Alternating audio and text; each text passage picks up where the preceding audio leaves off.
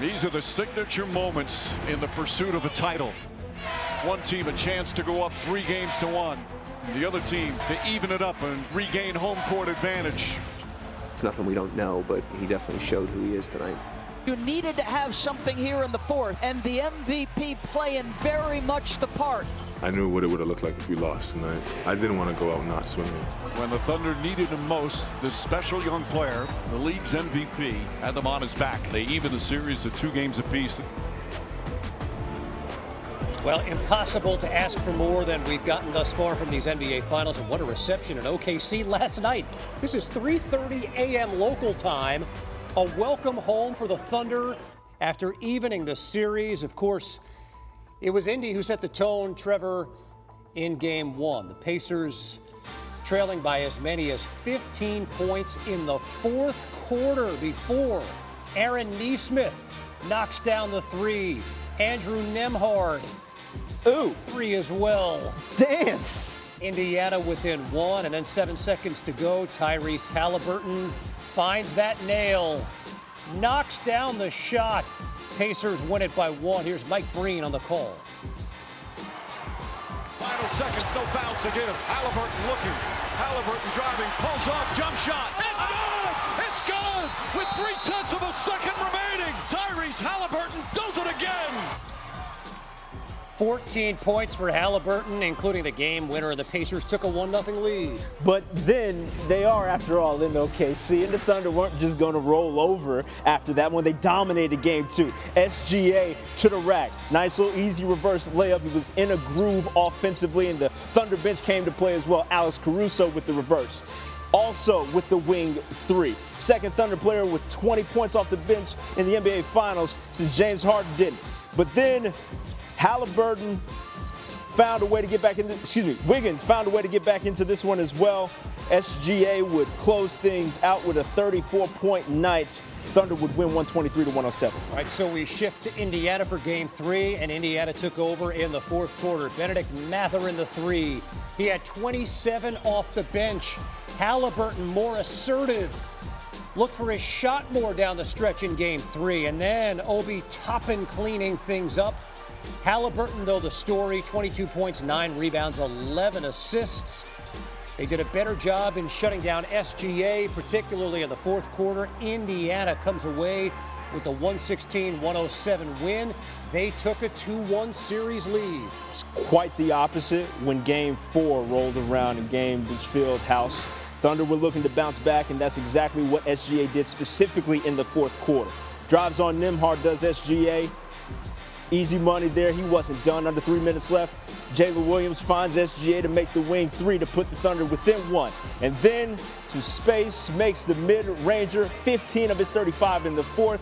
The newly minted MVP lives for those moments and spoke to that post-game. I relish those moments, love the moments, good or bad. When I was a kid shooting on my driveway, I'd count down the clock for those moments, and now I get to live it. So it's a blessing, it's fun, and I relish it. This NBA Finals is for the Hoopers and those that can appreciate the artistry within it. Kendrick Perkins joining us now from the Whip. Clearly qualifies both of those for Game 4. Now we talk about the Thunder playing the role of comeback kids. They clawed out of that double-digit deficit late in the third frame. What did you take away from that effort out in OKC? I took away growth. Trevor, and maturity. We watched those young guys, the big 3 of the Oklahoma City Thunder, have a legendary moment. That was a legacy moment for them. Chet Holmgren was a monster on the defensive side of things, monster double-double. J-Dub kept him in there from the first through third quarter, and SGA, they closed it. The MVP took him home. And that was a defining moment for those guys in a must-win situation in the NBA Finals on the biggest stage, and they shine like the young stars that they are on the road to even the series. That was maturity, and that was a legacy moment for them. 14 30-point game for SGA. That matches Kawhi Leonard for the most since 2019. Kawhi, by the way, went on that championship run in that season. But as the series heads back to Oklahoma City for Game 5, Perk, how can the Pacers flip the momentum back in their favor?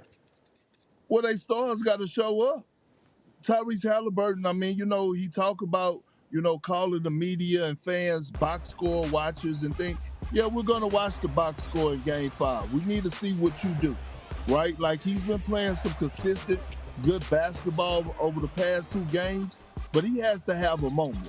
And I'm not talking about 20 points.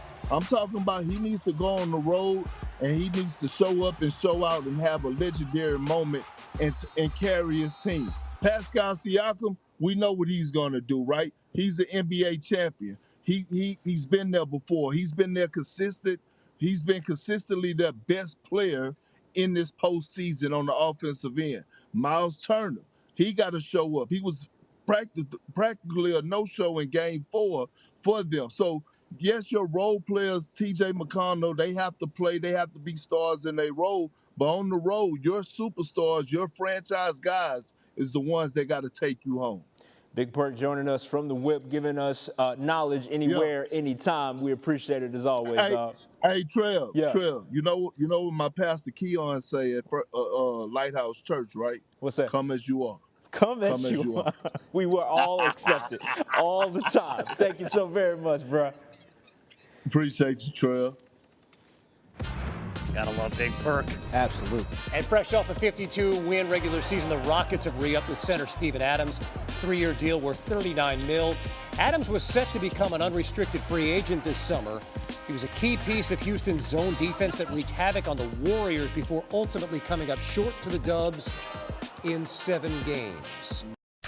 The NBA, where the Knicks are still chasing that elusive finals appearance, but first they've got to find their head coach. Most recently, they were able to slate some discussions with a couple of candidates. Former Kings coach Mike Brown and Taylor Jenkins, who most recently coached in Memphis, according to Shams Charania. This marks the first set of formal interviews since New York fired Tibbs last week. So let's bring Perk back into the discussion here on SportsCenter. We saw more about who the Knicks weren't going to be interviewing than anything over the past few days, man. What do you make of the process thus far to fill that head coaching vacancy? A disaster, malpractice at its finest.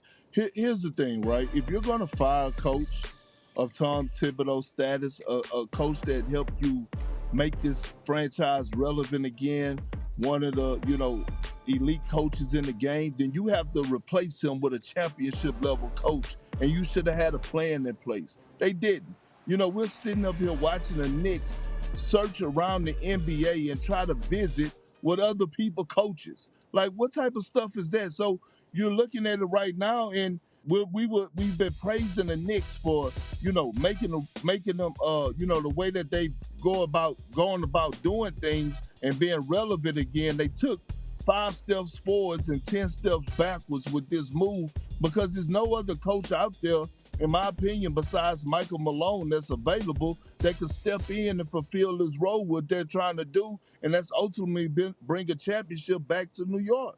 Now, they did mention that Mike Brown and Taylor Jenkins will be interviewing with them over the course of this here week. Which of those 2 candidates do you believe will fill that void in a better sense?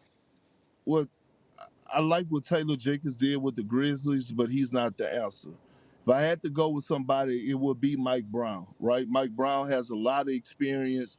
You talk about won a few championships as an assistant coach. We saw what he did with the Sacramento Kings, winning Coach of the Year a few years ago. He shouldn't have got fired from that job.